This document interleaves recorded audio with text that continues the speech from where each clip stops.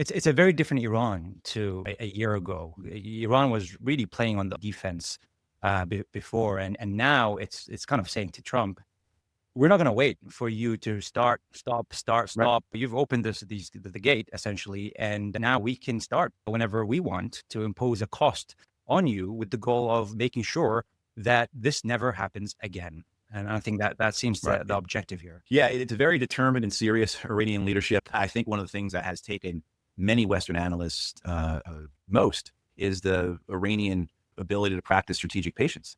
And so the Iranians able to not respond in 2024 or in 2025 to American and Israeli attacks, except in a measured, very defensive way. I think this was a larger understanding of the Iranians of what their interests are and how they want to achieve them.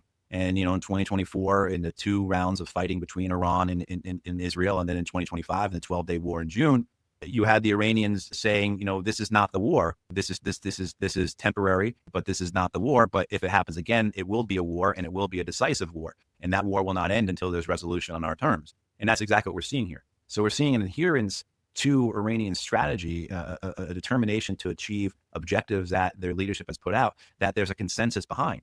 And the way they've been achieving, going after that has been, not just militarily. They've shown that they're able to fight the Americans and the Israelis and the Arab states toe to toe symmetrically. They've shown they've been able to fight asymmetrically. So what you have is you have this ability of Iran to put together its political objectives, what it wants to achieve, and then using strategy to achieve those. And if you take that same measure, if you try and apply that to the Americans, what are the political objectives here? You keep going round and round in circles, and then say, okay, what's the strategy then to achieve those nebulous objectives? And same thing, you get nowhere. You get great tactics, you get great operations. Hey, the United States can send hundreds of airplanes over there, dozens of ships. They can all work together. Oh, gee, wow, terrific.